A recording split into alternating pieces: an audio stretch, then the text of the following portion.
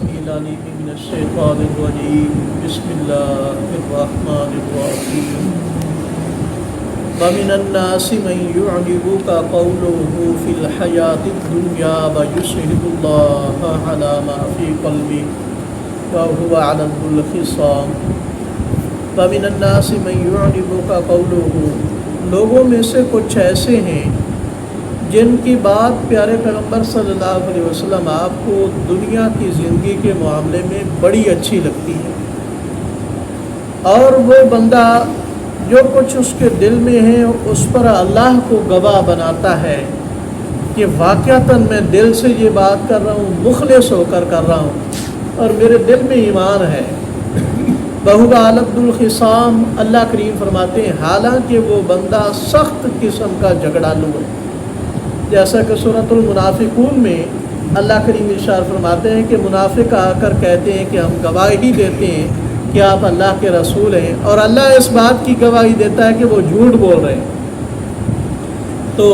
یہ جو منافق بندہ نبی پاک صلی اللہ علیہ وسلم کے پاس بیٹھا تھا، جب یہاں سے اٹھا بڑا خوش کیا اس نے باتوں میں آپ صلی اللہ علیہ وسلم کو۔ جب اٹھا تو ایک مسلمان کے جانور مار دیے، ایک کی کھیتی اس نے جلا دی، یعنی نقصان کر دیا۔ وَإِذَا تَوَلَّى سَعَىٰ فِي الْأَرْضِ لِيُفْسِدَ فِيهَا وَيُهْلِكَ الْحَرْثَ وَالنَّسْلَ، اور جب وہ پیٹ پھیر کر مڑا سعیٰ فی الارض، اس نے کوشش کی زمین میں فساد مچائے، اور اس نے کھیتی ختم کر دی اور نسل بھی ختم کر دی۔ وَاللَّهُ لَا يُحِبُّ الْفَسَادَ، اور اللہ تعالیٰ فساد کو پسند نہیں کرتے۔ وَإِذَا قِيلَ لَهُ اتَّقِ اللَّهَ، اور جب کہا گیا اسے اللہ سے ڈریے، أَخَذَتْهُ الْعِزَّةُ بِالْإِثْمِ فَحَسْبُهُ جَهَنَّمُ، تو اس کی یہ دنیاوی عزت اسے گناہ پر ابھارتی ہے تو اس کا ٹھکانہ دوزخ ہی ہے، اسے کافی ہوگی دوزخ۔ وَلَبِئْسَ الْمِہَادُ، اور یہ بہت بری جگہ ہے رہنے کی۔ وَمِنَ النَّاسِ مَن يَشْرِي نَفْسَهُ ابْتِغَاءَ مَرْضَاتِ اللَّهِ وَاللَّهُ رَءُوفٌ بِالْعِبَادِ۔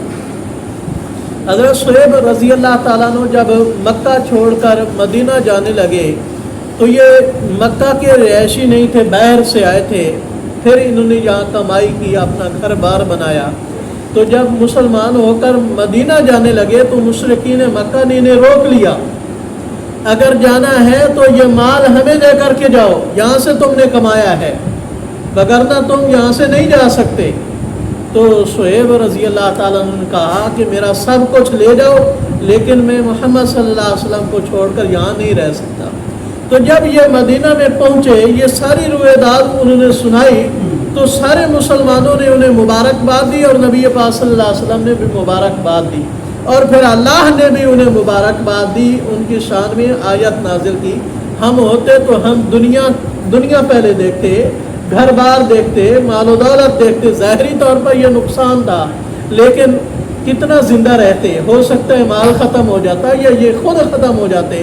لیکن جو انہوں نے اللہ اور اس کے رسول کو پسند کر لیا، ہمیشہ کے لیے وہ مثال بن گئے، اور انشاءاللہ ان کے آخرت میں درجات کی بلندی کا سبب بنے گا۔ تو اللہ کریم فرماتے ہیں وَمِنَ النَّاسِ، اور لوگوں میں سے کچھ ایسے بھی ہیں مَن يَشْرِي نَفْسَهُ ابْتِغَاءَ مَرْضَاتِ اللَّهِ، جنہوں نے اپنا آپ بیچ دیا اللہ کی رضا تلاش کرتے ہوئے۔ وَاللَّهُ رَءُوفٌ بِالْعِبَادِ، اور اللہ بھی ایسے بندوں کے ساتھ نرمی کرنے والے ہیں، شفقت کرنے والے ہیں۔